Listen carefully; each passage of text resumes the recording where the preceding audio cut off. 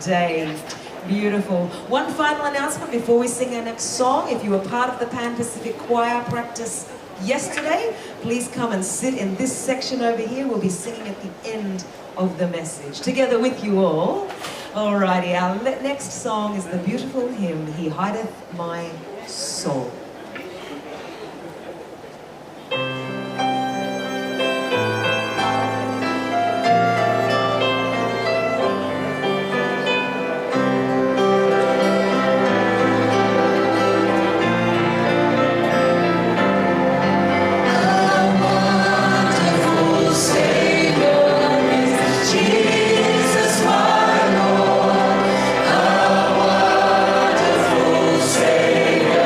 To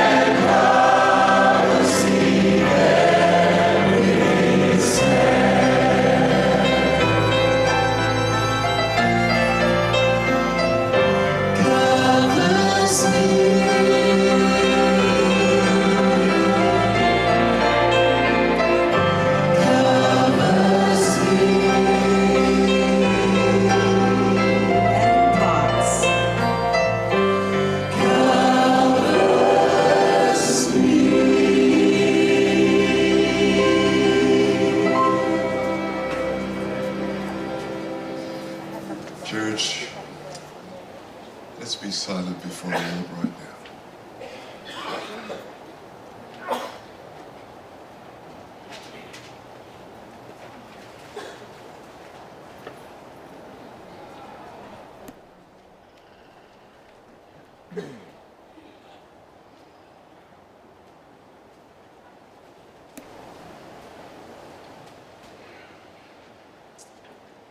I invite you now, if you could turn to someone close to you and pray for each other and invite God's Spirit into our worship today. Let's pray.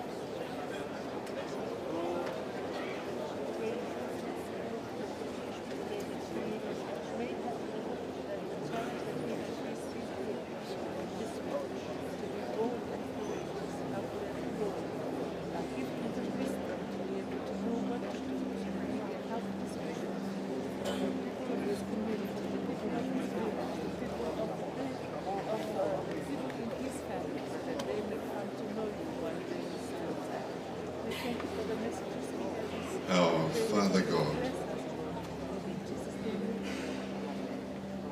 from across the South Pacific, we gather here at Watson Park this Sabbath, together to worship you.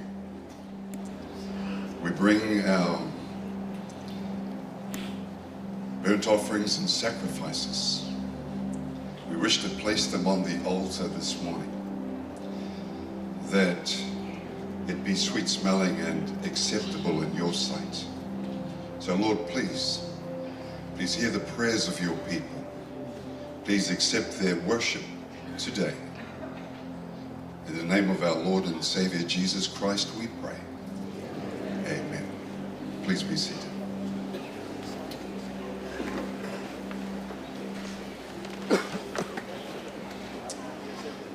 Good morning. Lo'upla Olgeta. Hamamas Sabbath.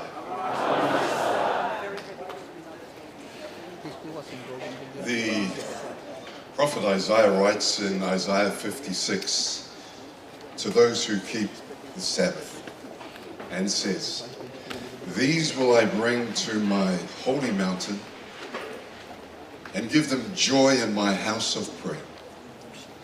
Their burnt offerings and sacrifices will be accepted on my altar," because God says his house will be a house of prayer for all people. And so in the language of my heritage, Afiomai, Sumai, Talamai or Am, and in the tongue of my homeland, Naumai, Haidamai, come church, let's worship the Lord. Come. Let's be before the Lord this Sabbath, and may our worship today bring much glory to him in Jesus' name.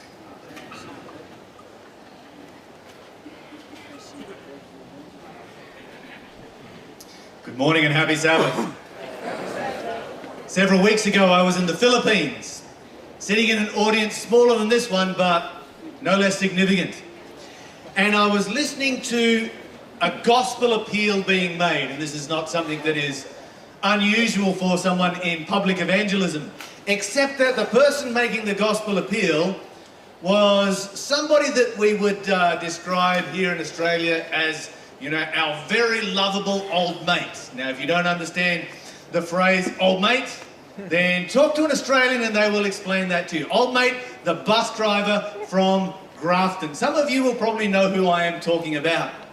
He was making the very first gospel appeal he had ever made in his life, and he was a little bit nervous, as you can imagine. And the thing that made me the most excited was that the reason I was there was because the entire team of 12 people were all lay people training for TPUM for Christ. And here old mate was standing up the front, doing his first gospel appeal, looking a little bit nervous, wondering whether anyone was going to respond. By the grace of God, 65 people responded, came forward and gave their lives to God. His speaking partner in that program was from a nearby town of Köhler, and he was a brand new Adventist.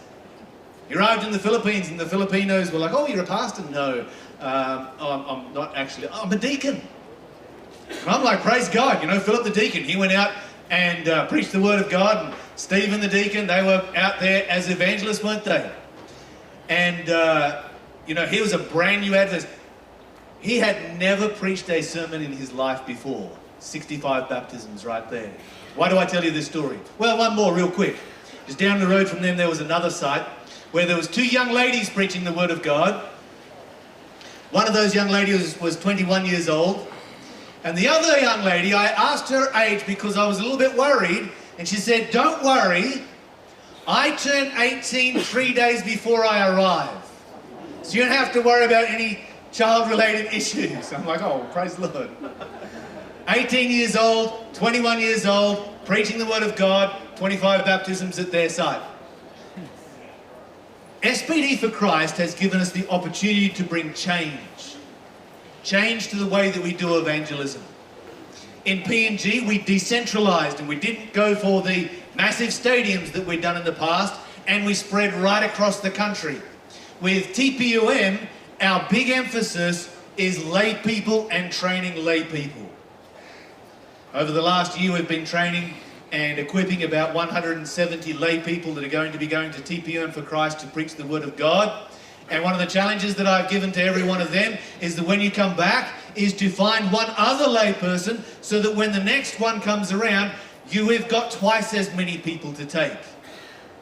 By God's grace, may it snowball so that our lay people recognize that soul winning is not just for the pastor, it is for everybody. So TPUM for Christ brings us the opportunity for that change, and one of the things I love about our Trans-Pacific Union is how they have grasped the mission and the concept of being able to do so. We gave them the challenge, they came back to us, they gave us a bunch of sites, we started allocating sites. You know, some of those missions, we filled them up in the first day, filled them up with lay people. Some as young as 14, keen to go and preach the word of God. And so a week or two later, they come back to us, doubled the number of international sites that they need. So praise God for TPUM for thinking big, having a big vision and making big plans. And big visions and big plans come with big challenges. We saw that in PNG for Christ. We are going to see it again by God's grace with TPUM for Christ, because here we are going to, by God's grace, see that we do not have enough pastors, we do not have enough churches, we do not have enough Bibles, we do not have enough of all of the resources that we need to deal with the number of people that are giving their lives to Jesus and responding to the three angels' messages. And so as a result of that, I am appealing to you this morning. We are going to take up our offering now to give generously, to support our brothers and sisters in the Trans-Pacific Union mission. We have all come together here as a division. And now we have that opportunity where we can all support the Trans-Pacific Union mission with their mission for Christ. You all have bowls at the end of your row. If you could pass those bowls along, place your offering in those bowls. Do we have a, does that QR code, does that take us to an electronic? Okay, that's, for those of you who'd like to use your phone to give electronically, the QR code is right here on the screen. And I ask you to give generously. By God's grace, we are going to create a problem that needs to be solved, a problem of resources. We have those resources available to us, and I encourage you to give generously as those bowls go out. Those appointed, if you can collect those bowls at the end of the row and just bring those bowls to the front, and let's do this as quickly and as seamlessly as we can. I probably should stand out of the way of the code there so that everybody can get access to the code. If you are over on the far corners here and you need to walk around the back to be able to scan the code, then please feel free to do so. We don't want anybody to miss out here this morning.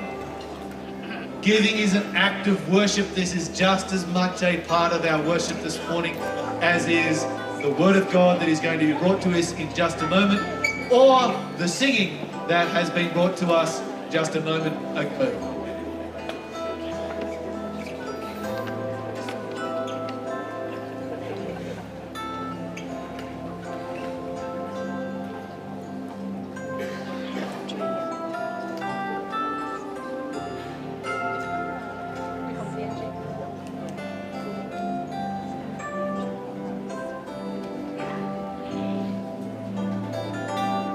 If we can bring those down to the front, we're going to pray over this offering.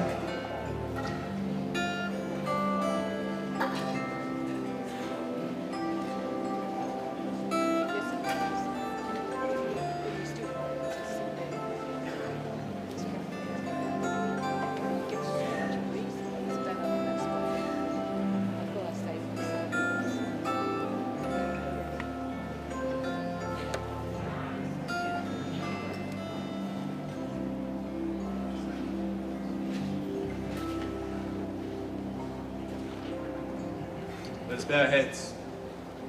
Father in heaven, we thank you for the opportunity of being able to worship you by giving this offering this morning. Father, we pray that you'll bless this money, that it'll be used to further your work in the Trans-Pacific Union mission, that as we create problems, that we will be able to solve those problems by giving generously.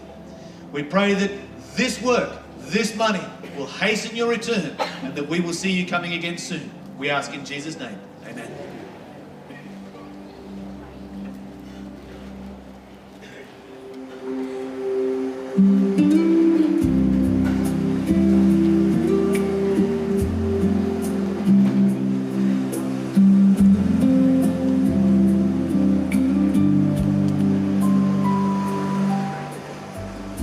The program been come up with was, been got some disturbance been come up, been got some little objection to community, or been writing mga letter, pater, katiket na so the church leader so sign Noel or to me plan okay bring him to SDA come ya, but this live in also challenge belum plan this la time na been ting plan dia sem samla heavy by come up can no God big man.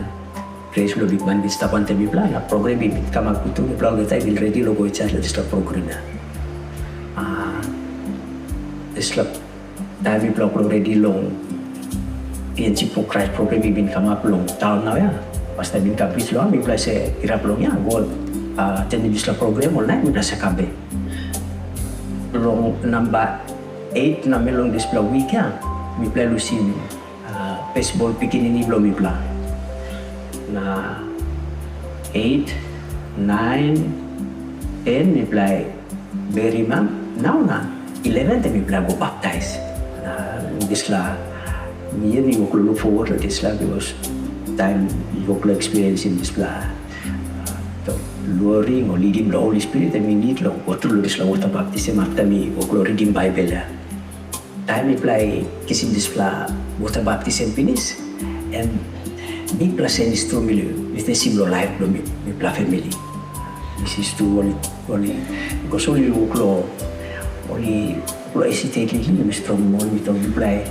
Me no go kisi me play kalau sambla ronga, by play chorus one time ablo yumi ya.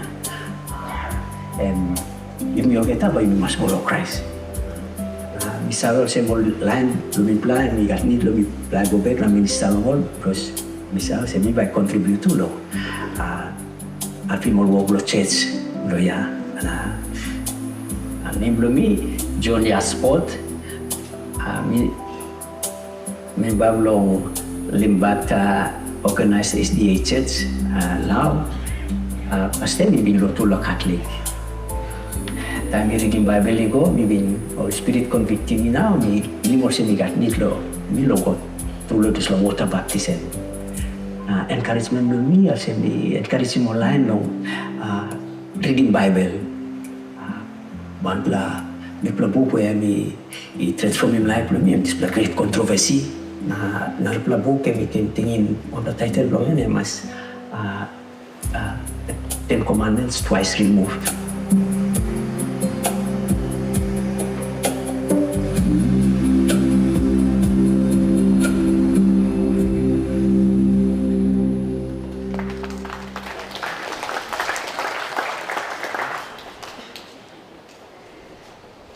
Before I say some words, I want all of you to follow me in a very simple language.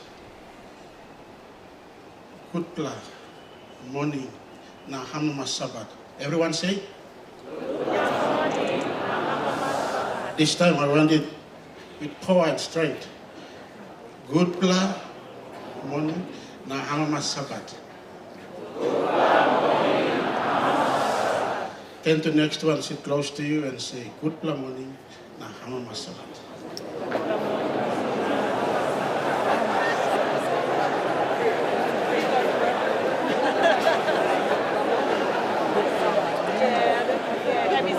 Thank you. Good morning, na hamma Sabbath is the pidgin version for good morning and happy Sabbath. That's the second version, the pidgin version of good morning and happy Sabbath. This morning, on behalf of all of us here, I want to take this time and acknowledge the heavenly beings who have been present here all the time. I hope the heavenly beings will inspire us mightily when we leave this place and we go back. And on the same note, I want, on behalf of the President of the PNGUM and all its presidents of the local missions, and also our conference president, we want to take this time and want to give a special welcome to all of you. I hope we have some dignitaries, but they're present here, but I hope the message I want to welcome also if they're around. But also, firstly, I want to say thank you for your time here, because some of us spend all our handing for the year to come.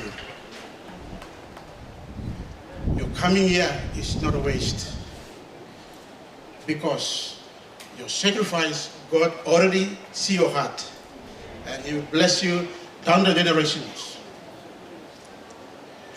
And also I want to take this time, and I want to welcome all our TPUM who have come here, sacrifice a lot also, and also not forgetting the New Zealand, and in Pidgin we say Papa ground, Mama ground, that's in English. Your father and mother of the land, Australians, thank you for your time with us also.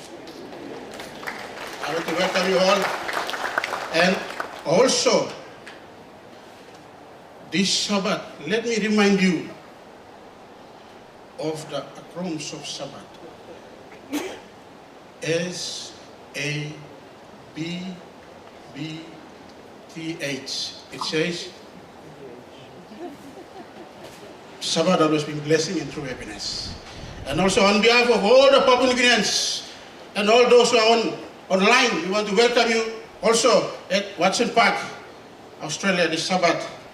Your time and sacrifice to all our regions, 4 regions, Momose region, Northern or Southern region, Highlands region, and New Guinea Islands. We welcome you. Your time and sacrifice has proven you. On behalf of all the Papua New Guineans, Union Mission, and all of us, we want to welcome you all, one and all. Your presence with us online is also, you'll have a special blessing. And on that note, On behalf of all of us, Pastor and Elder, thank you through Lokam. God will bless you on the message you kiss him. And LB Mibla. Whatever message you bring to us, be a blessing for us. And never forget, we welcome you. Thank you for your time and everything. And last, before I go and sit down, the great welcome will be welcome in heaven on the Sabbath. If you miss it, you made a big mistake. May God bless all of us.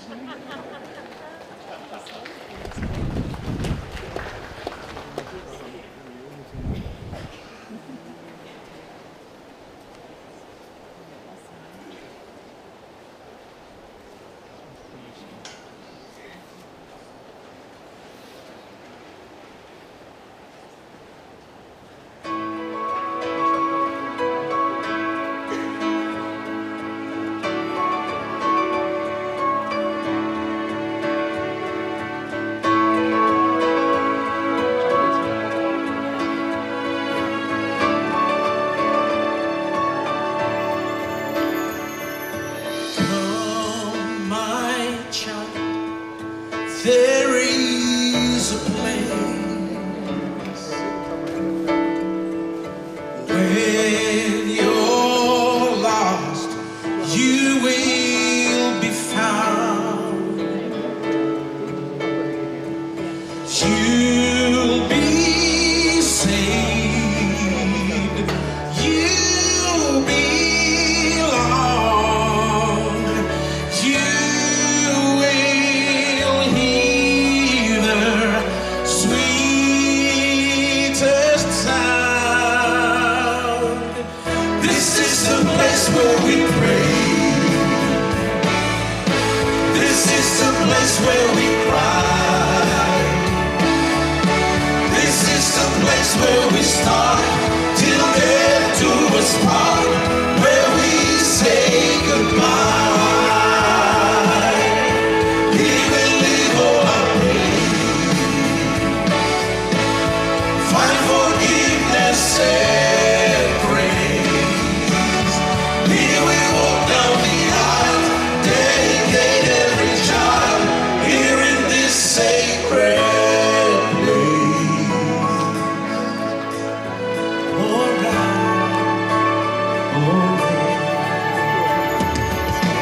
Break some bread, come share the wine. At this table there is a place. So bring your fears and take his peace. Come and share this holy space. This is a place where we pray. This is a place where we cry. This is a place where we start till death do us part, where we say goodbye. Here we leave all our pain, find forgiveness and grace. Here we walk down the aisle, dedicate every child here in this sacred place. Holy, holy, holy, holy, God Almighty,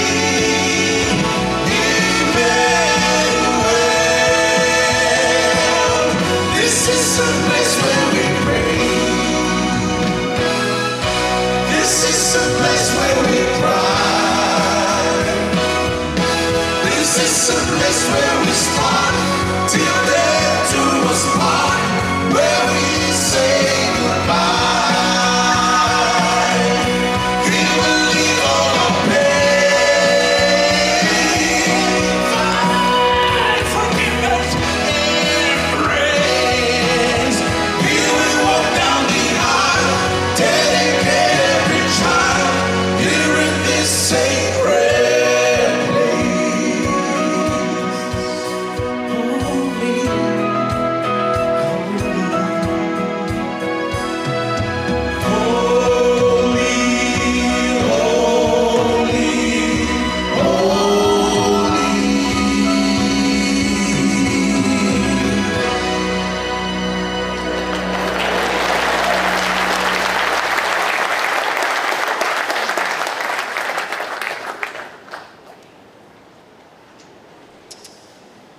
Happy Sabbath, God's people. Praise the Lord. On behalf of Papua New Guinea Union Mission, the 600,000 plus membership, the 800 plus languages and diverse culture and languages, I will be praying in one of the languages. And these 800 plus languages is one of the powerful ways that we used in preaching in PNG for Christ. And a lot of people gave their life to Jesus. I now invite us as I represent God in prayer this morning. Kumawe gum na kalau awe pite payu waram rem wagum gum patawan na kalau mulai dari to gloro kana gunagunan maya tama pa betang omar pite payu boy na tulur ko bini guway makamawe men leaders mo general conference Elder Erton boy na tulur kadiaman officers tar missionary na team na dia pod media Polonia avet mara South Pacific Division team Pastor Glenn Town and mekana team mara amana officers Nina dia vana truth ramana sessions luluai ave nur bava ni ave ga borto batana ave tavana ave tava popul maneta kumave ni laun atiro lor kana gunagunan mara South Pacific Division boina tunat sama grabong na malana. I now pray and commit our leader Elder Erton into your mighty hands, O God, as he expound in your holy word. May we be filled with the power of the Holy Spirit. I pray for Zechariah chapter 4 verse 6. It is not by might nor power, but by your spirit, saith the Lord. And this same spirit will anoint your servant one more time this morning, that we will be blessed by your holy word. In Jesus' most powerful name we pray.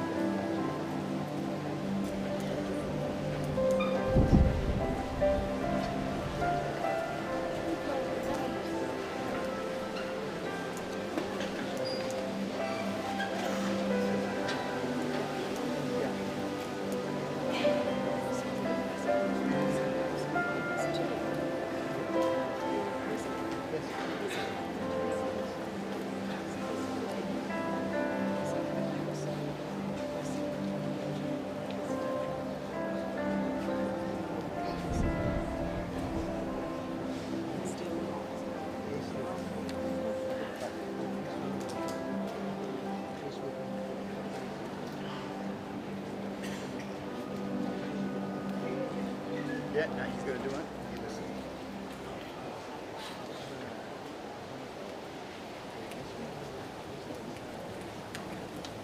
All it takes is a spark. Just one ember can ignite a flame. It just takes one person filled with the Holy Spirit to spark change. One word of truth, one act of love, one heart set on fire for Jesus. And it spreads like a wildfire, shaping everything in its path. Unstoppable, unquenchable, a wildfire of grace. It only takes one spark. Are you ready to carry the flame? Lift up the trumpet and loud let it ring. Jesus is coming again.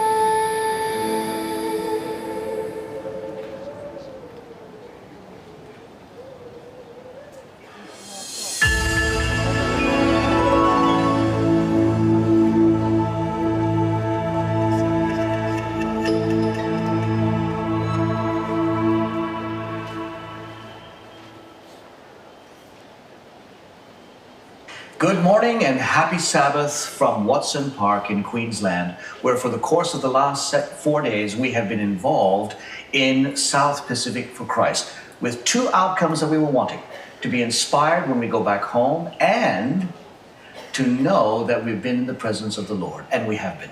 This morning, this Sabbath morning, we actually gathered together for an anointing service that was a huge blessing to all of us. And now you get to participate with the live broadcast that we're going to be sharing of Pastor Erton Köhler, the world president of the Seventh-day Adventist Church, his sermon. We pray that you are blessed like we have been blessed, and we pray that you will be anointed by the Holy Spirit to be bold, to have urgency, and to know that the mission that we're a part of is a miracle. To God be the glory. Welcome to our service.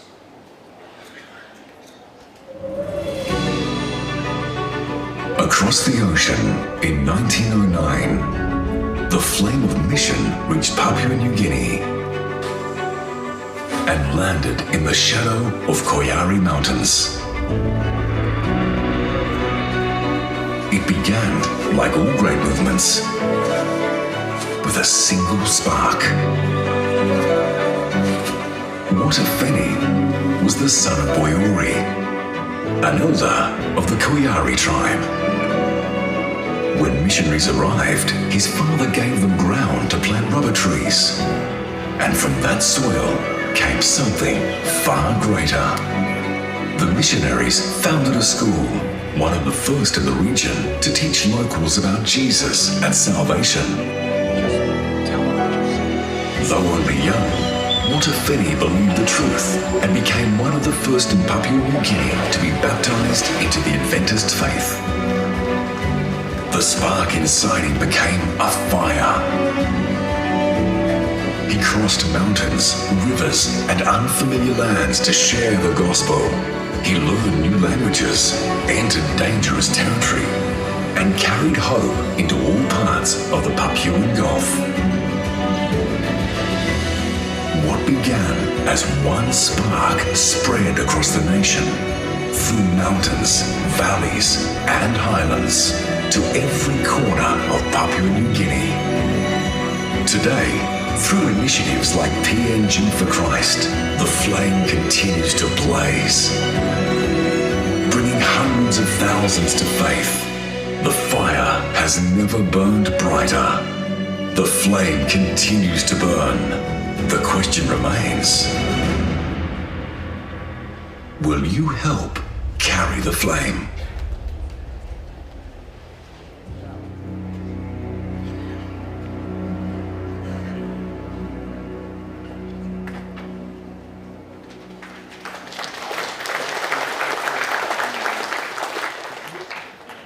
It is my privilege this morning to welcome you and greet you in the language of the original disciples, those that followed Jesus. So Shabbat Shalom. If you have been blessed, if you've been inspired, if you've been challenged by Pastor Erton's messages this week, can you say amen? Amen. I'd like to invite Pastor Erton to come forward. He has certainly challenged and inspired me, and I pray that we can implement the things that you have shared with us this week. It's my privilege now to pray for him. We'll invite you to join us as we pray. Blessed are you, O Lord, King of the universe, Elohim, the three-in-one, Yahweh, the one that has been, who is now, and will always be. El Shaddai, the Lord God Almighty. Father, we come before you again this morning, expectant, waiting, yearning to hear again a message that you have placed upon the heart of our Pastor Erton. We ask for a fresh anointing of the Holy Spirit upon him this morning. May you speak mightily through him, Lord. May our hearts be open. May our minds be receptive to the message that you want to share with us today. We ask this in the mighty name of Jesus, our victorious Lord and Savior. Amen. Thank you for your prayer. May God bless you. Happy Sabbath, everyone. Today is the PNG's day of the meeting, yes? Everything is from PNG, and PNG is blessing us. And I was hearing a little bit more about the language, and I was reminded my time in PNG, the only thing that I remember from the language is good night, Drew. Is that right? That was my greeting every single night. Good night, Drew. Good night, Drew. And it is in the heart, reminding PNG and PNG for Christ. What a blessing it is to worship the Lord all together here. As God's family, as God's people, programs like these remind us that we are a global family. The worldwide church family. Thank you, Pastor Glenn, for the invitation to be here. My wife and I, we are very grateful to the South Pacific Division for the opportunity, because we came to share message, but more than that, we were blessed by you, be with you, hearing from you, learning your stories, and learning about your commitment to the mission, understanding a little bit more about South Pacific for Christ. It is a blessing for me, for my wife, for our family, but especially for our worldwide church family. When I mention that we are a worldwide church family, probably you know, but I need to mention it publicly. We have two representatives of the South Pacific Division working as part of the leadership of our worldwide church. Do you know that? Gary Krause. Please, you know Gary. Gary is a mix of Australia and Fiji, yes? It's a mix of that. Gary is the director of the Office of Adventist Mission at the General Conference, and he's part of the South Pacific Division. And he was here this week with all the Global Mission Center directors, almost all of them. Thank you, Chan Min, and thank you all the leaders for your participation. This is a very precious group of people that we have, and they are living in different parts of the world, ready to respond to your calls, to come to South Pacific Division and to help you to reach especially those non-Christians or non-Christian populations around the world. Thank you for your commitment and thank you for your participation. And the second one, you already saw her here today, is Nina. Is Nina here with us? Nina is there, Nina Atkinson. Thank you very much, Nina. Nina is in charge of the preparation of the new curriculum. It's not new anymore, but we still call it new. Alive in Jesus, the new Sabbath school curriculum for children for the whole world. It's coming from the South Pacific Division. She's the coordinator.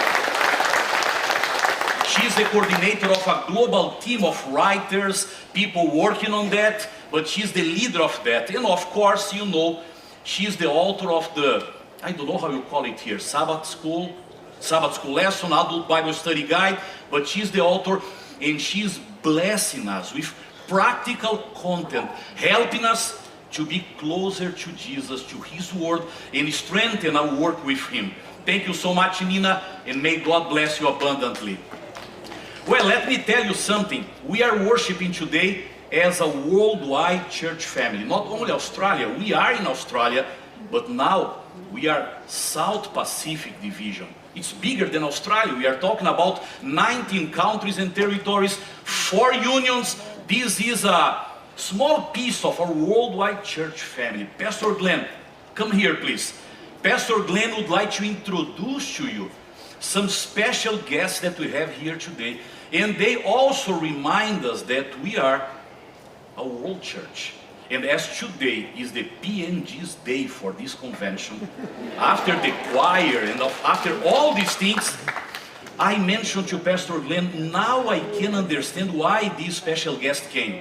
Because almost all PNG is here. And he needs to be here because here Australia is PNG and PNG is Australia. Please introduce to us very special guest that we are receiving today. Yeah, very happy to do that, and it worked out well for Papua New Guinea.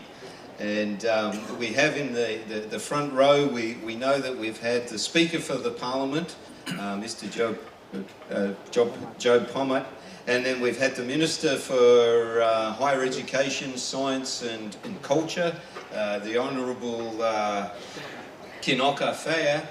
But this morning we are blessed with the Honourable Prime Minister,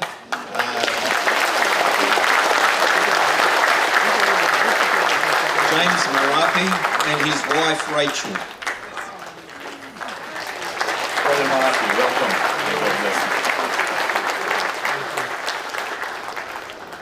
As we were coming in, he said, "I'm just a church member. I don't want too much acknowledgement." But we thought for the whole of the South Pacific Division to know that we have leaders in government who are church people, and it's just a blessing that we wanted to share with everybody live stream and here. And we just thank you very much, Prime Minister and Rachel. We are just honoured, and thank you for spending the time and worshipping with us today. Brother Marape, before you leave, Rachel, I'd like to pray for you and renew your commitment not only to PNG but especially to the Lord. Our Heavenly Father, thank you for the privilege we have to receive Brother Marape and Sister Rachel to worship the Lord with us. He represents PNG, but he's a member of your church. He's a committed person, always doing the best for his country, but always serving you as a member of the church. Dear Lord, you call this family to be where they are. Please be with them. Bless the Prime Minister with wisdom from heaven. Surround him with your angels. Protect him and his family. And may everything that he does come from you and be to your honor and to your glory. We bring his life, his family, and all our church members, and all the population of PNG. We place all of them into your hands. Be with them, be with us. We pray and we thank you because we trust you. In Jesus' name, amen.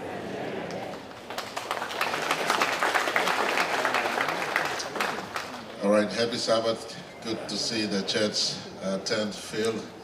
And I don't want to disturb the program, but I want to say, President of our General Conference, so nice to have you in this mission. When the angel said in Acts chapter 1, verses 11, the same Jesus you see going up will descend in the same manner. It was almost 2,000 years ago. And the Pacific mission is the end of the world. Preach to the end of the world. Thank you very much. Amen. Thank you. Well, I mentioned to you that we are a global church. And I still remember the pictures that we saw this week from Papua New Guinea. Pastor Wilson, the president of the General Conference, at that time, participating in PNG for Christ, thousands of people in different locations in the country. And if you saw other preachers in pictures, you saw 6,000 here, 9,000 there, crowds of people coming to hear the Lord. When we talk about a global church, we have different realities around the world. This picture from Papua New Guinea is a good picture of our church. But we have other places in the world where crowds of people are coming together to worship and to save the Lord. 2 years ago, I was invited to go to the Philippines. They invited me to be part of their mission congress. Every 5 years, the Southern Asia Pacific Division, they have a mission congress for the entire division, for the whole division. And they told me to be in the southern part of Philippines, and you are invited to be there to be the preacher of the event. I started to prepare my message, and maybe a month before the beginning of the program, I sent a message asking about the number of people, the seminars and the sermons and all this stuff. And I asked, how many people you expect to come to this mission congress? And one of the vice presidents of the division responded to me and said, well, we have now 28,000 people registered. And we hope on Sabbath will be 100,000 people participating in the program. Can you imagine that? It was amazing. I was preaching in the church of our university in the southern part of the Philippines. 6,000 seats in the church. It was crowded all the time from 7 a.m. to 7 p.m. During the lunchtime, it was crowded without preacher. And I asked them why people don't leave to eat. Because if they leave, another one will sit in their seat and they stay here. People are coming with food and sharing with each other, but they remain here because only 6,000 people are able to sit inside of that church building. All the others watching in screens around the campus, and on Sabbath it was a crowd. We have 800,000 members living in the southern part of the Philippines. This is another picture of our church. I had the privilege of being youth director in the South American division for 4 years. And during my time, amen, I heard an amen here, probably youth directors there. Yeah, Terry and others, I can see you. During that time, I had the privilege to organize the 3rd South American Division Pathfinder Camporee. And later, as the president, I had the opportunity to participate in 2 of them. We have, or they have there, someone only to work with Pathfinders and Adventurists, because we believe that if we invest in the new generation, they will remain with us and they will be missionaries of the church. And I was invited last week to be part of the Camporee number 6 now, January next year. Well, you are now representing the World Church, you organized one of the Camporees. Could you come to preach for us on Sabbath morning? And I asked, how many people are you planning to have in this Camporee? And they are doing now the same that we did last time, 7 years ago, I think. We didn't find at that time a location in Brazil able to put all the Pathfinders together, because we had 100,000 Pathfinders registered for the Camporee. And finally we decided to have 2 Camporees. One, after the end of that one, 2 days free to reorganize everything, and 50,000 Pathfinders will come for the second one. It's the Alpha and Omega, 2 Camporees. And now I asked, how many Pathfinders are you expecting to have in this Camporee? We already have, told me the Pathfinders director, we already have 60,000 registered for the first one. And we expect to have other 60,000 registered for the second one. And I will be with them at the end of the first one and at the beginning of the second one. But this is another picture of our church. Crowds of people, young people, teenagers coming to Camporees, receiving messages that can motivate them to be faithful to the Lord, to be witness where they live, to be committed to the mission. But at the same time that you have huge crowds, we have small groups of people in other parts of the world. Chile, and we have a lot of Chileans living in Australia. Chile has one piece of their territory. It's a very unique place in the world. It's called Eastern Island. Did you hear about that? is not far from you or from the islands in the Pacific. Eastern Island is part of Chile, and it is considered the most isolated place in the world. It is just one island with 30 kilometers, no more than that, in the middle of the Pacific Ocean. If you are in Santiago in Chile and you get a flight to go from Santiago to the Eastern Island, you need to fly 5 hours and 30 minutes to go from Santiago to that only island in the ocean. It's a little bit closer to French Polynesia than to Santiago. That's the capital of the country where they are part of. In that island, with 4,000 population, let me tell you, we have a Seventh-day Adventist church. I was there twice. 50 members. Pathfinders Club, Adventist Club, Adventist World Radio. We have all these things in the most isolated place in the world. This is another picture of our family. A few years ago, I was invited to go to Israel. And on Sabbath, we were in the city of Eilat, in the southern part of Israel. And we looked for a church there because we are there for another program, not to visit a local church. But I told to my colleagues, let us find a church here, and on Sabbath we need to be with them. And after a huge sacrifice, we found a place where our church was. It was in a shelter, a bomb shelter. That's their location. And when we arrived there to meet our brothers and sisters, we discovered that they have only 2 members in that church. Only 2. We were 3. We doubled the membership of that Sabbath, worshiping together. We were 5. And we discovered that every Sabbath, one of them shared the Sabbath school lesson and another one preached. The following Sabbath, they reverse it. The one who shared the Sabbath school will preach. This is another picture of our church. Crowds of people in some places, 1 or 2 in another place. But all of us, we are called to be grounded in the Bible and focus on the mission wherever we are. I don't know if you have crowds of people in the place where you are coming from, or you have just a small group of members there. But the Lord called all of us to be faithful to Him, to share His message, and promise that He will be with us. His call is to prepare this world to the second coming of Jesus. And for this reason, I invite you to go with me to the Bible. And today we'll talk about the second coming of Jesus, our great hope. And when we talk about the second coming of Jesus, we have one chapter in the Bible that is natural. That chapter comes to our minds. I'm talking about Matthew chapter 24. And I'd like to invite you to open your Bible. Today you can have your Bible, you can read your Bible, and we can study the Bible together. And just to call your attention, this is the bookmark that I have in my Bible. Okay? Just to help you to remind that South Pacific for Christ is for South Pacific. But one voice is for the entire world. And we are committed to both. One voice, 27, mission to the world. Matthew 24. Please open your Bible now. And the Lord would like to share with us a message that will help us to understand a little bit more that call to be prepared and to prepare others to see Jesus coming in the clouds of heaven. When you have your Bible open, or when you find the message in your holy device, I'd like to pray and ask God's presence among us while we study His Word. Let us pray.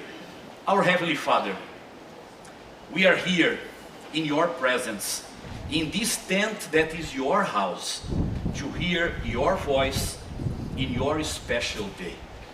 We have the Word of God in front of us now. And you'd like to study the message that you sent to us 2,000 years ago. But my prayer now, dear Lord, is that message can be much more impactful to our lives today than it was at that time.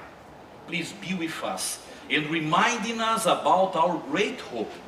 May you recommit all of us to the mission that you entrusted to us to prepare this world to the second coming of Jesus.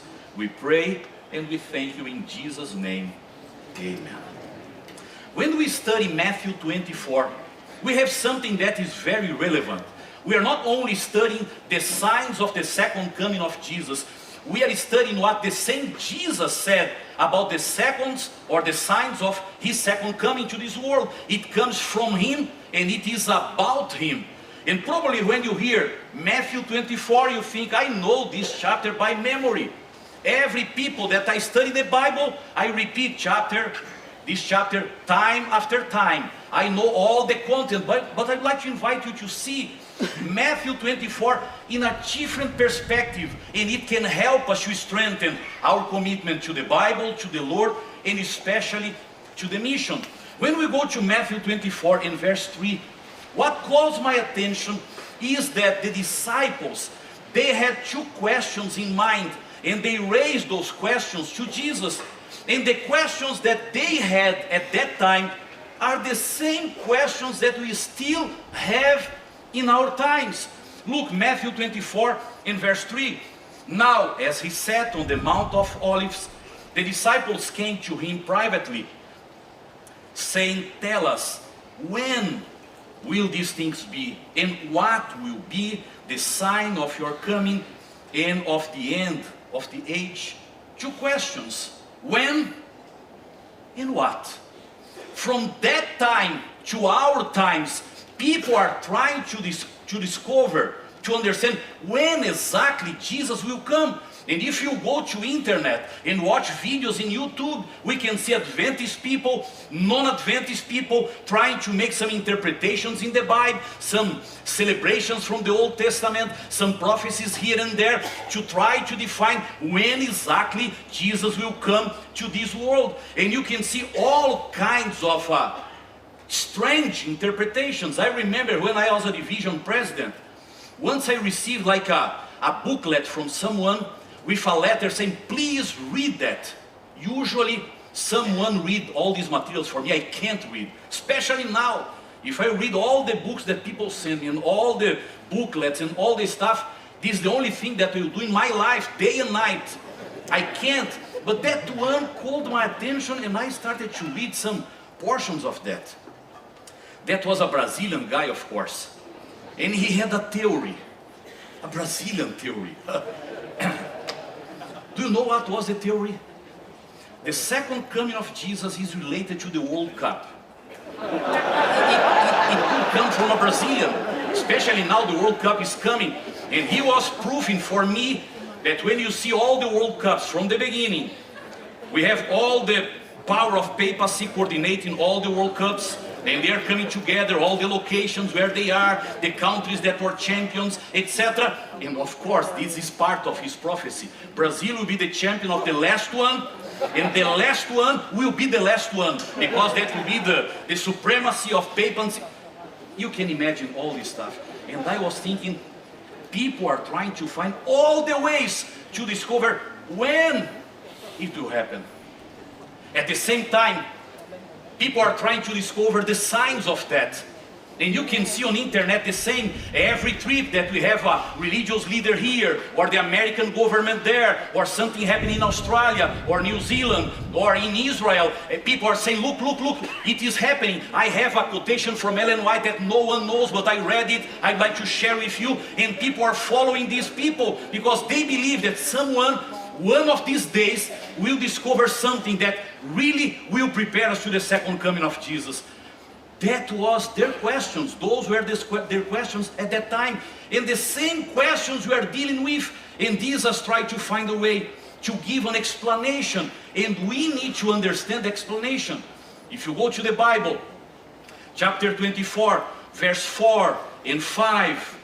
And Jesus answered and said to them, take heed that no one deceives you. And he started to say, for many will come in my name, saying, I am the Christ, and will deceive many. In verse 6 starts something that I'd like to call your attention. And you hear of wars and rumors of wars. See that you are not troubled. For all these things must come to pass. But what is saying the Bible? But the end is not yet. And if you go ahead, verse 7, he's talking about famines, pestilence, earthquakes. In verse 8, he says, after all these things, all these are the beginning of the sorrows. If you go to verse 9, he's talking about tribulation, people being hated, offended, betrayed. In verse 13, if you see in your Bible, after all this list, Jesus is saying, but he who endures to the end shall be saved.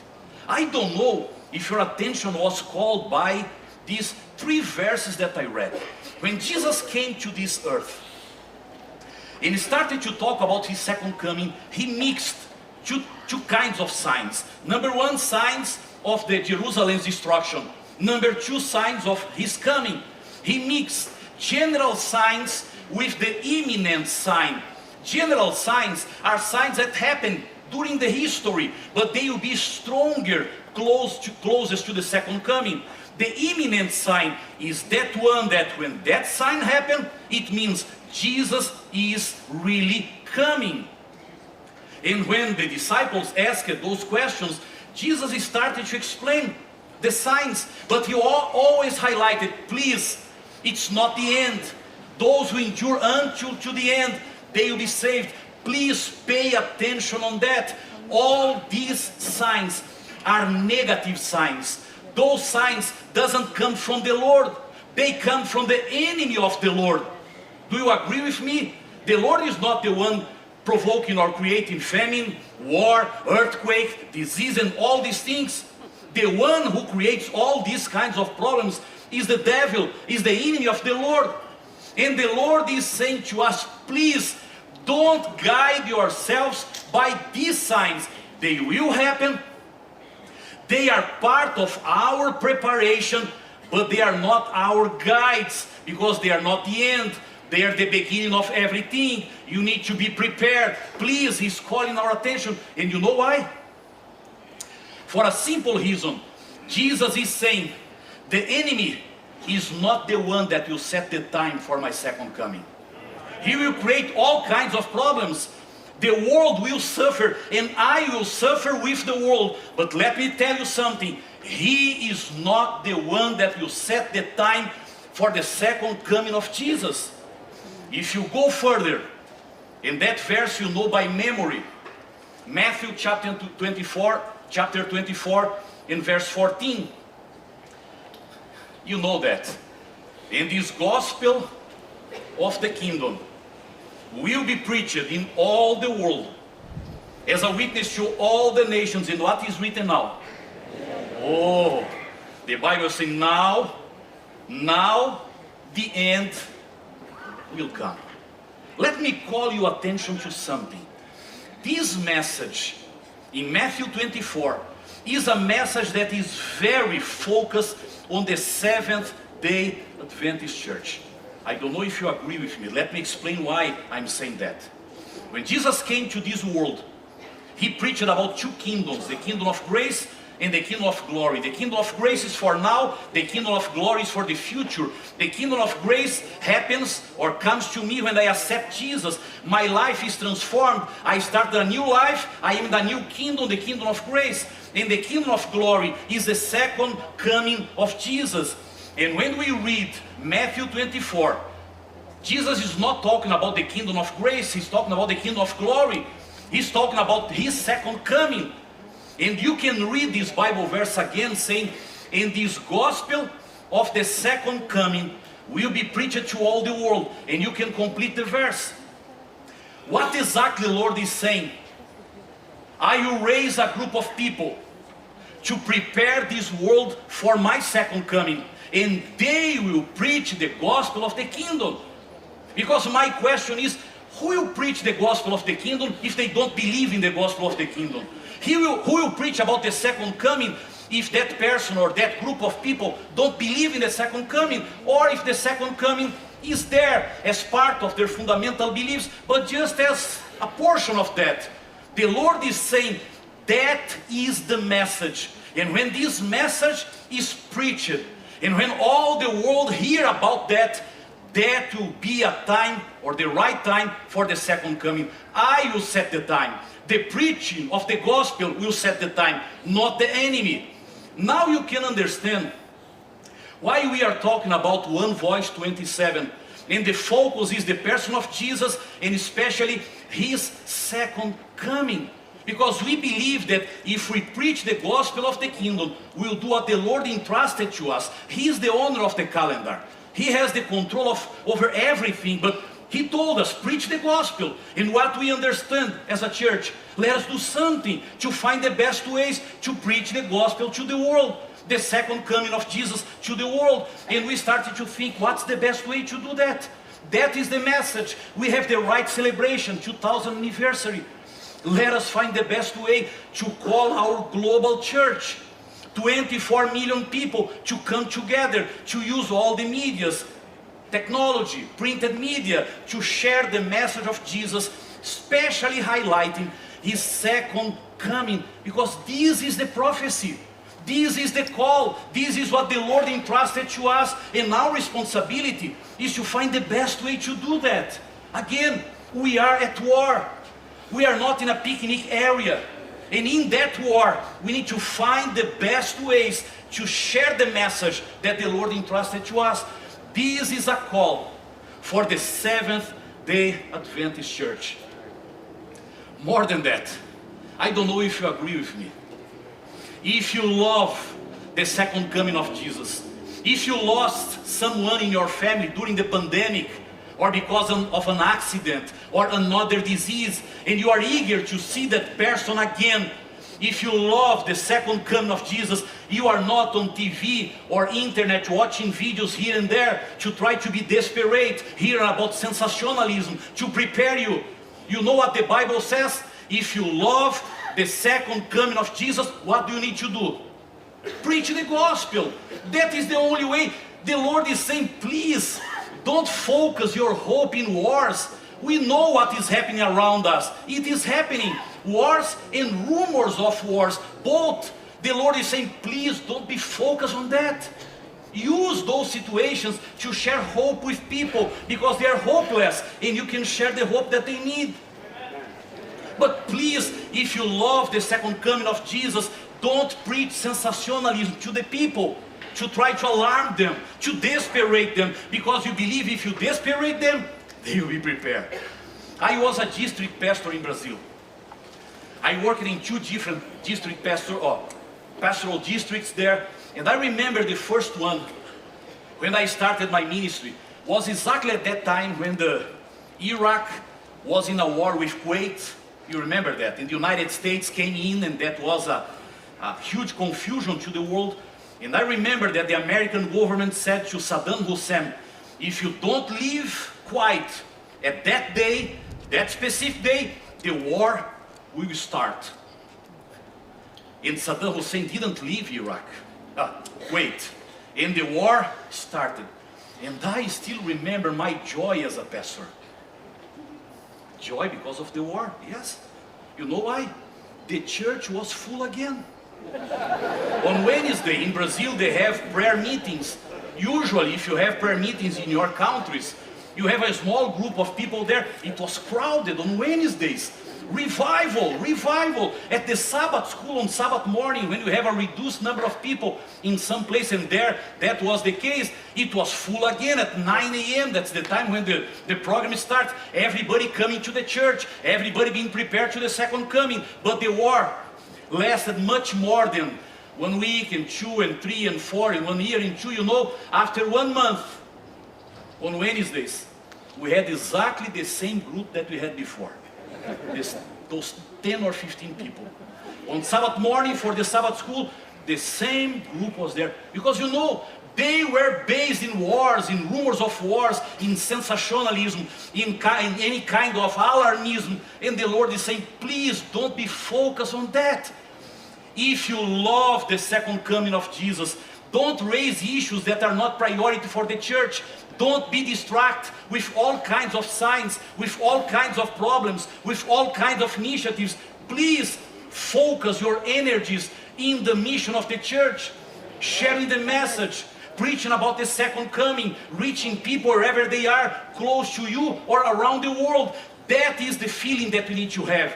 This is the commitment that you need to keep if you'd like to see Jesus coming in the clouds of heaven. I have two main concerns. Number one is related to people that are trying to create alarmism among us. And we have some ministries, we have some preachers, we have some YouTubers, some influencers. They can see that when they start to talk about it, the engagement starts to grow and grow and grow. And if the engagement is growing, they do more and more of that. Not because they are preparing people to the second coming. They are just looking for followers. And we are there. No, but I don't believe on that. I'm just curious. But because of your curiosity, they are growing. And because they are growing, they are preaching more about that. Sometimes they don't believe on that. But they are trying to raise money. They are trying to raise followers. And you are there. Instead of that, preach the gospel. Instead of that, announce that Jesus is coming. Instead of that, use your social media as part of One Voice 26, because it can start now. Or One Voice 27, and share the message with others. The second concern is related to people that are usually trying to find other issues that they like to make it more important to the life of the church.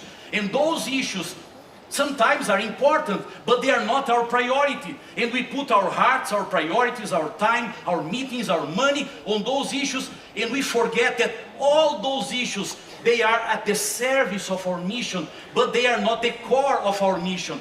Let us be focused on the mission. Pastor Glenn FPD for Christ is a call for that. You need to keep all the business that you have in your countries. We need to lead the church. We have challenges and problems to resolve. Let us do that. But it can't distract us of the mission that the Lord entrusted to us. Do you agree with me? Yes. Are you in? Yes. Number 3, when I read this Bible verse, I have something very strong in my heart, and I already preached about that. Jesus says, in this gospel of the kingdom will be preached. He's not saying maybe preached, could be preached. He's saying it will be preached, with you or without you, with me or without me, but the gospel of the kingdom will be preached. And this is a portion of the verse that reminds me what I already preached, that the mission is a miracle. The Lord is saying it will be preached, and you don't know how, but do your part, and I will open the doors when the time is right for that. If you are doing the best and the doors are not being opened, it's because the Lord recognized that now is not the time, but maybe the next week could be. And would like to be servants that are faithful in the field, sharing the message, because one of these days, on different ways, in different parts of the world, the Lord will open doors and will be faithful in the field, because He's telling us Australia will be reached for Christ. He's not saying that everyone will accept, no, but He's saying, I will show you the way that many people will open their hearts. Because He's saying, it's not because you believe or you don't believe. It's not because of your techniques or not. It's because I am saying that the gospel of the kingdom will be preached. Go ahead and do the work, because the Lord is giving assurance that it will be succeed. Another certainty that is very strong to me, when I read Matthew 24 verse 14, is that our mission is not only a local mission. And this is one of the reasons why I am really glad to see what is happening here in South Pacific Division. Our mission is not an Australian mission. It's not a New Zealand mission. It's not a Fijian mission. It's not an PNG mission. Our mission is a global mission. Twice Jesus says, in this gospel of the kingdom will be preached to all the world. And if it's not clear, as a witness to all the nations, this is the only double emphasis in the verse. It means we need to be protagonists in our local mission, in our country, in our union, mission, conference. But we need to be partners. We need to do something together in our global mission, because the gospel of the kingdom will be preached to all the world. If you are already in PNG, because I know that half of the membership of the division is in PNG, if we can say, dear Lord, we have 10 million population, we have 600,000 Adventist people there, we are ready. We preach the gospel for all. Do you know what the Lord will say to you? Where are the people of New Zealand? What you are doing for them? What is happening with Somalia? What is happening with Libya? What is happening with other parts of the world? No one heard it there. It means you are ready, but they are not. I'll be waiting for them. Please go there and help them to find a way to reach those people. Because the gospel of the kingdom is for the entire world. And this is my joy, because here, this year, everybody will be part of the Trans-Pacific for Christ. Let me see if I memorized well. Next year will be New Zealand, or NZPUC. Is that right? Next year will be New Zealand and Pacific. The next year will be Australia. The next year, PNG again. And the next year will be SSD for Christ. Do you know what it means? We will help each other. And when we are ready, we will remind that our mission is global, and we will leave the South Pacific Division, and we will go to the neighboring countries that are part of the Southern Asia Pacific Division, and we will tell them, let us help you.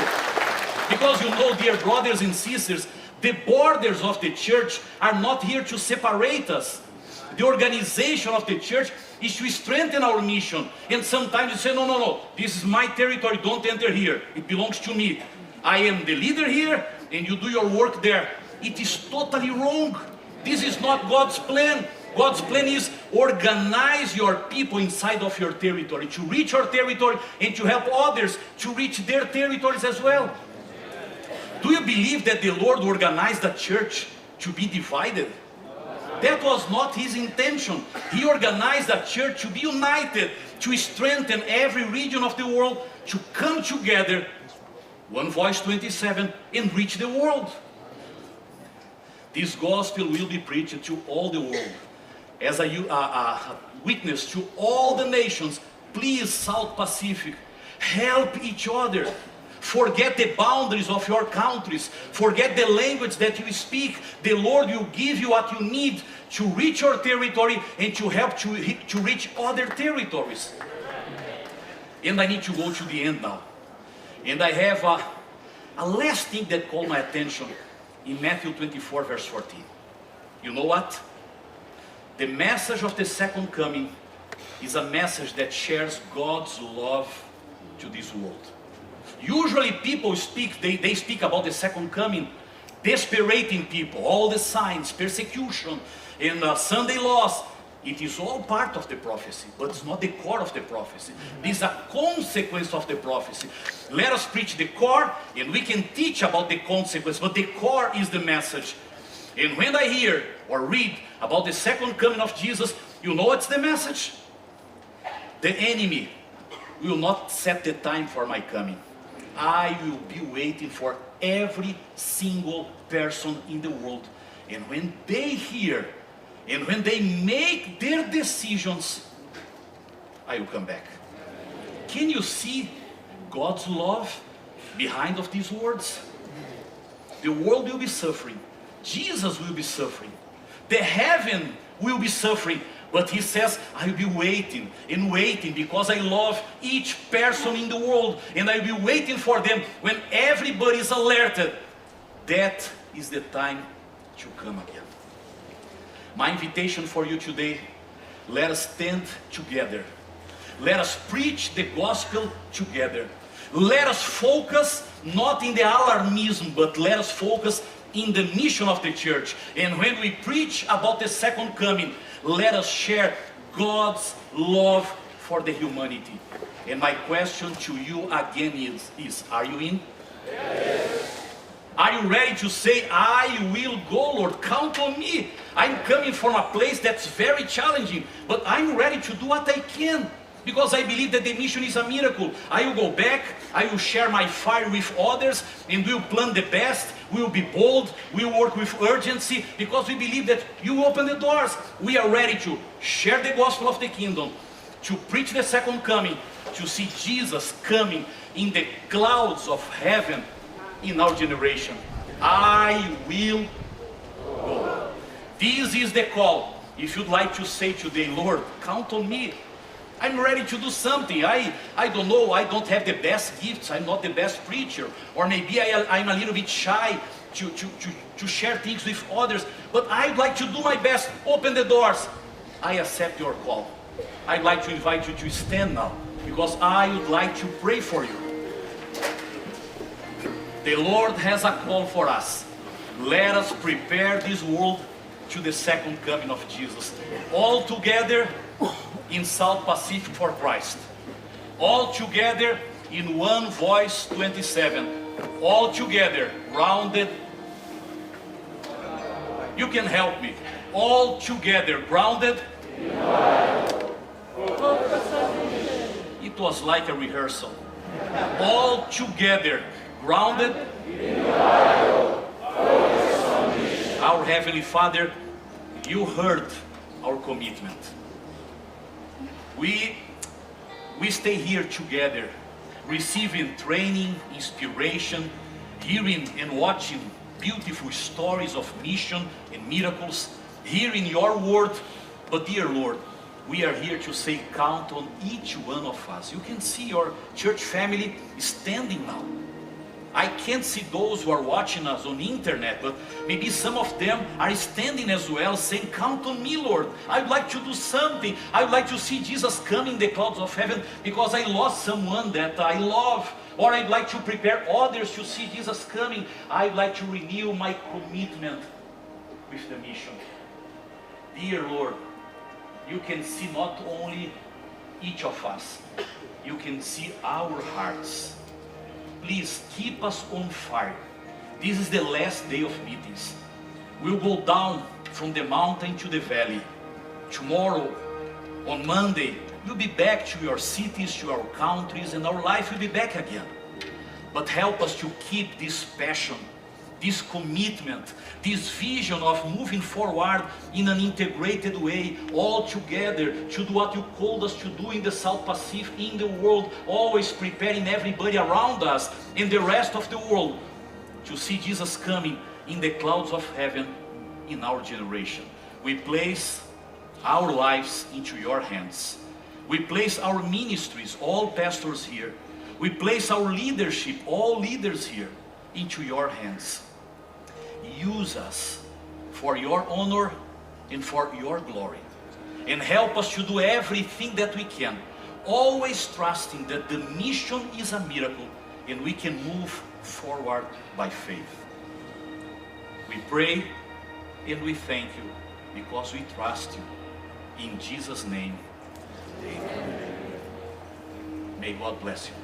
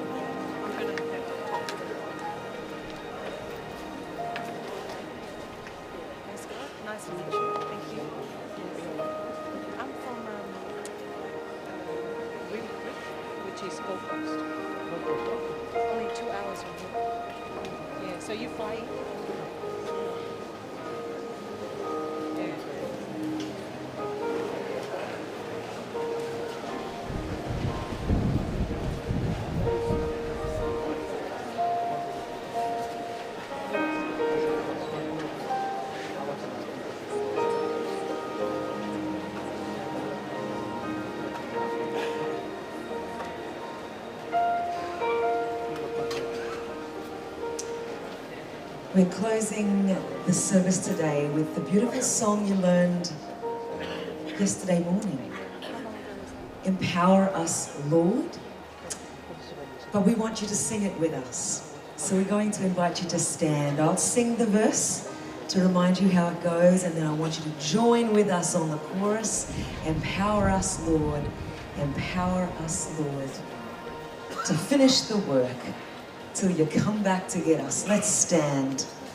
It would be great to share how did you come to Jesus with someone who chatted. There's so much work to do.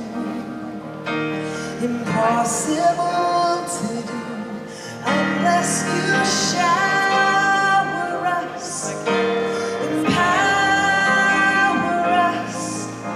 We know it won't be long before you take us home.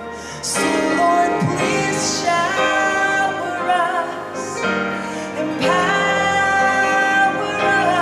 us, empower us, Lord, empower us, Lord, to finish the work till you come back to get us.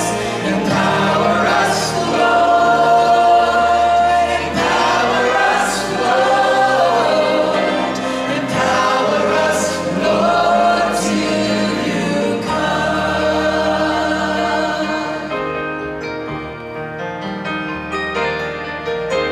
The enemy's so strong, and we won't overcome unless you shower us, empower us. We follow your command to preach in every land. So Lord, please shower us, empower us, empower us, Lord, empower us, Lord, to finish the work till you come back to get us. Empower us, Lord, empower us, Lord, empower us, Lord, till you come. Empower us, Lord, empower us, Lord, to finish the work till you come back to get us. Empower us, Lord, empower us, Lord, empower us, Lord, till you come. Empower us, Lord, till you come. Empower us, Lord, till you come.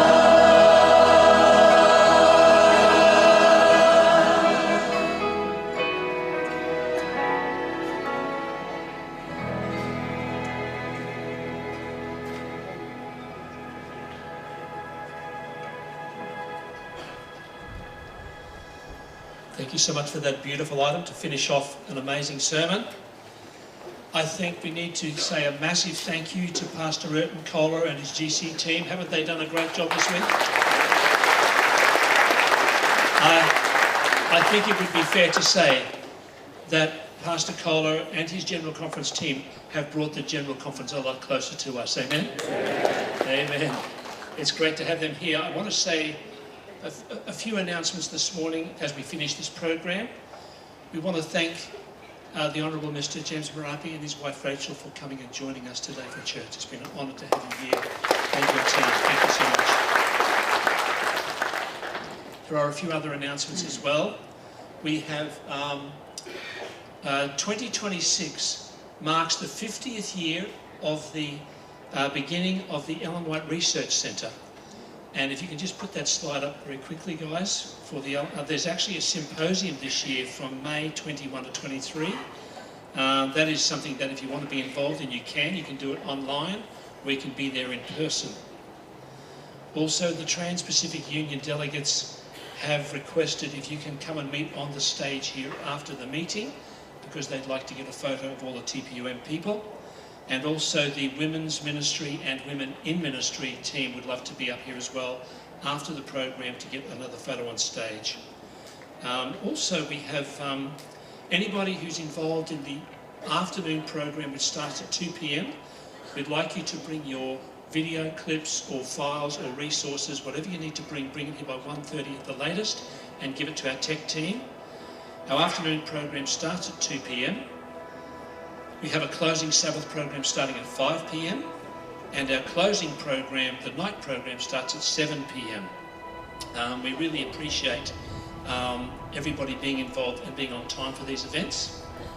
Also, we just want to respect the people who have paid to come to this program. Please do not invite your friends to be here today. They are welcome to watch the program online. And also, there will be a briefing this evening at the end of the closing program to talk about how the delegates can help our staff as we dismantle this camp, because there's a lot of work involved in dismantling. So please listen to that and see how you can help us out. We also have a bus schedule that is really important to understand. So we have three buses leaving at three buses leaving at 6 o'clock on Sunday morning, 70 seaters. 3 buses leaving at 8 o'clock on Sunday morning, 70 seaters on Monday. 2 buses leaving at 6 a.m, 70 seaters. And Tuesday and Wednesday, 1 70 seater leaving at 6 a.m. If you are departing before 10 o'clock in the morning, you'll need to be on the 6 a.m. bus. And that bus needs to be full because we're just limited with seats. So please work with Matt Salinger and his team as he's doing his best to look after you all and get you back to the airport. And also, if there's any rubbish near your seats, can you please take your rubbish with you when you go? God bless you all. See you back at 2 o'clock. Oh, hang on, one more. There are 55,000 live viewers for this church service this morning. 55,000. Oh, that's 55,000 sites. That could be churches, that could be schools, that could be families. So we're talking potentially 4 or 5 times that number. Praise God.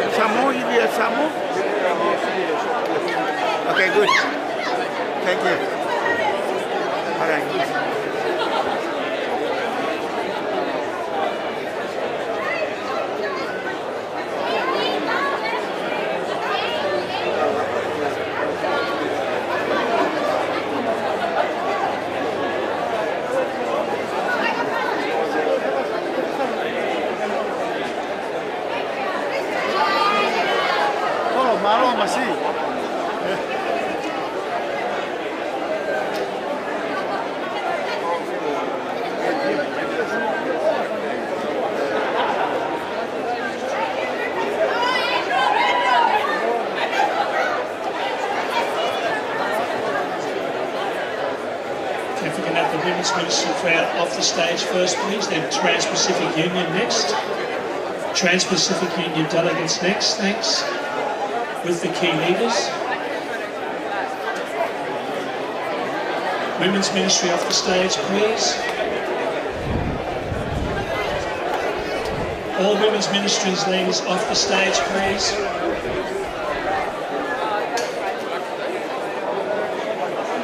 Women's Ministries off the stage, Trans-Pacific Union on the stage, please.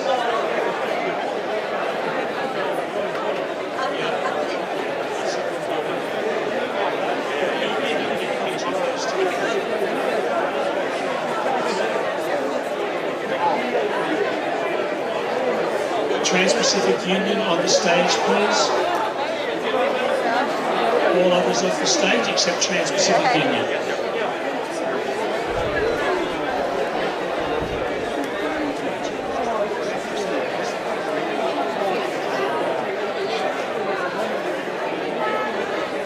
Trans-Pacific Union delegates on the stage, please.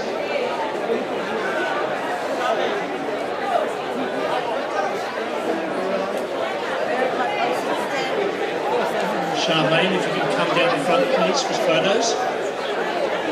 Charmaine Patel.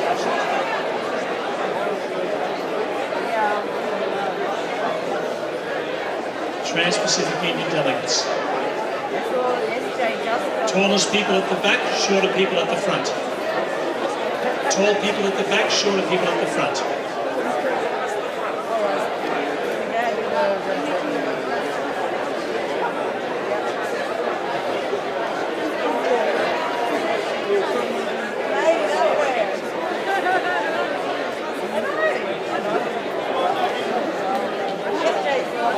Shorter people to the front, taller people to the back. You're not exactly.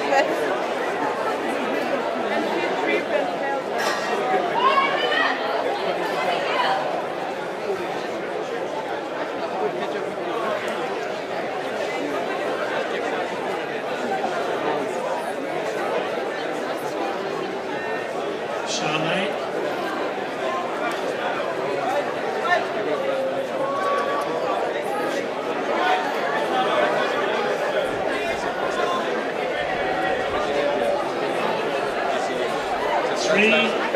2, 1. Thank you.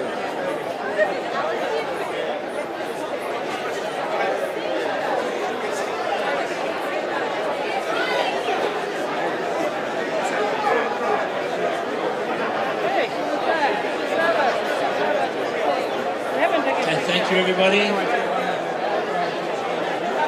PNG UN presidents first.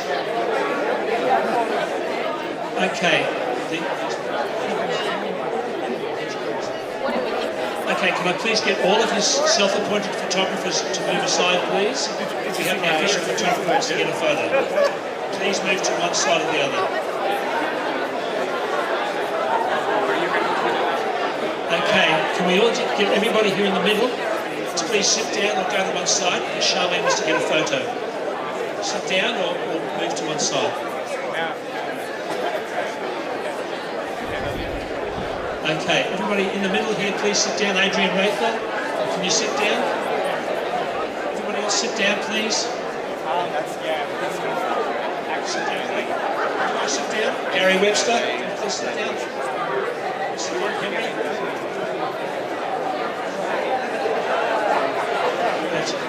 Miller, can you sit down?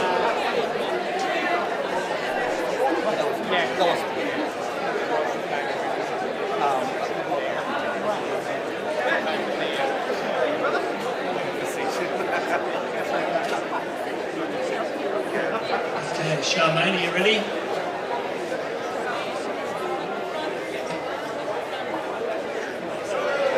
Okay, thank you.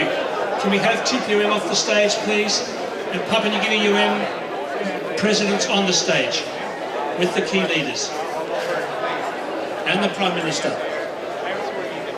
TPUM, please exit the stage. PNG UN presidents and GC president and Mr. James Marumbi.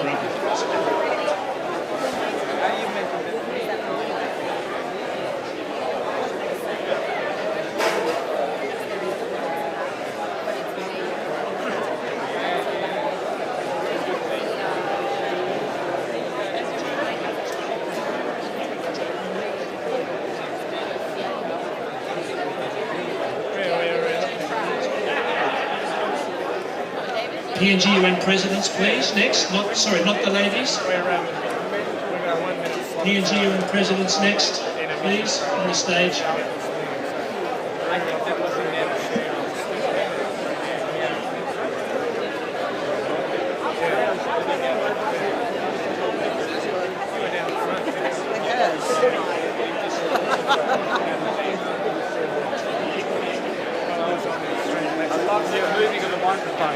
PNG UN presidents, can you please come to the stage?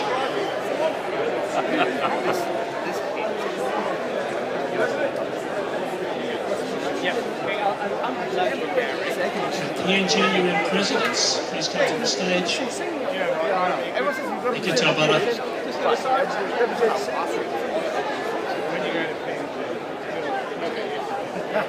Actually, they'll die. Well, outside is fine, it's just the inside with everything. I was inside there. Can we have also the Prime Minister, James Marumbi, on the stage? Okay, can we please get your photo really quickly? 30 seconds, get your photos quickly, and then we hand over to you.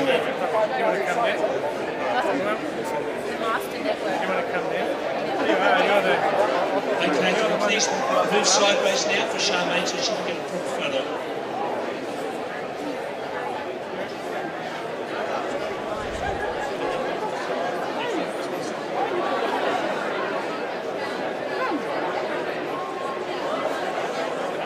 Everybody please sit down or move to the side so Charmaine can get a photo.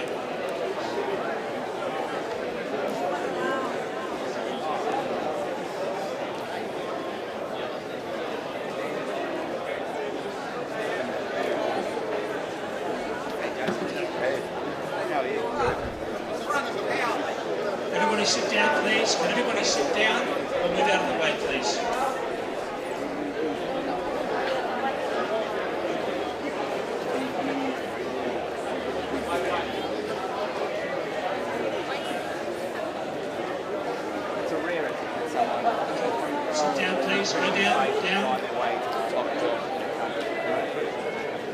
Charmaine, is this working or not?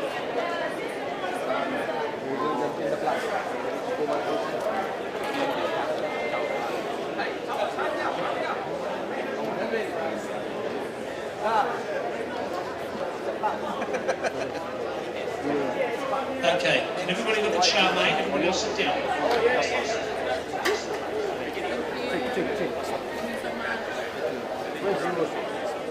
House crew. House crew somewhere in the middle, taking photo.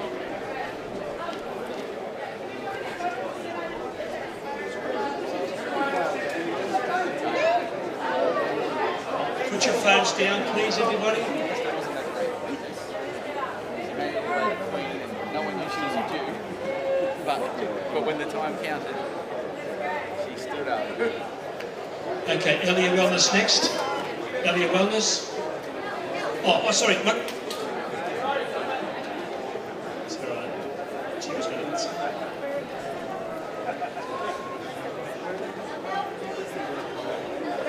Okay, Elia Wellness next.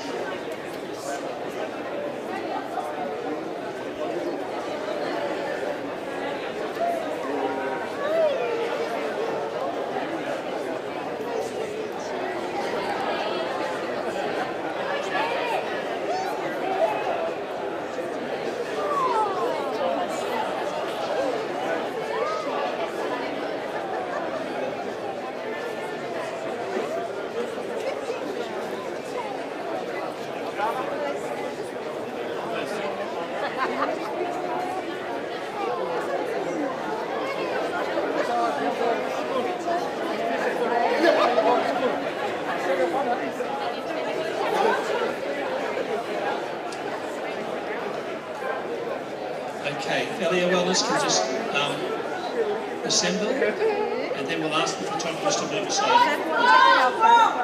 George Kwong, can you come to the front, please? I'll sit with you. Okay. Can all the photographers move to one side, please? And let Charmaine get a photo. Come this way. Come this way, everybody. Come this way. Down. Sit down. Sit down. Sit down. Yes. Are you ready? 1, 2, 3. Yes. One more.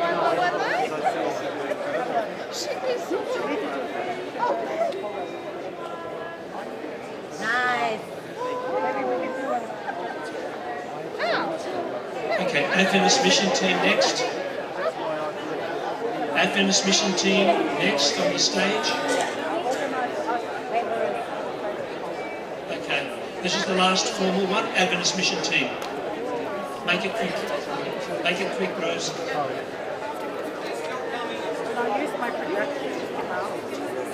We need to respect the caterers. We've got lunch from 12 till 1. They're waiting over there for us. No, we're not. Please respect the GC President as well. I know lots of people want to get a photo with the President, but he also needs to have lunch.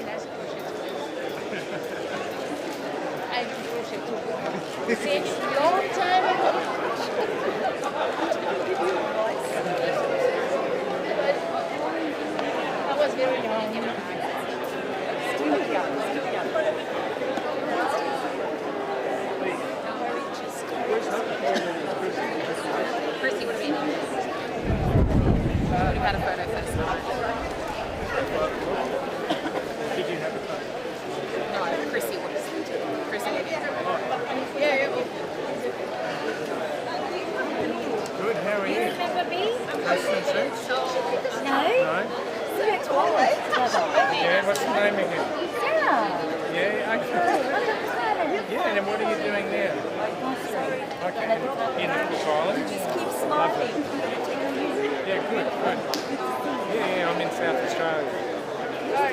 Yeah.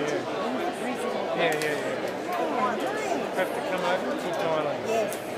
Nice to see you. I've just got to get my bag out of someone's car. Yeah, your face, it's like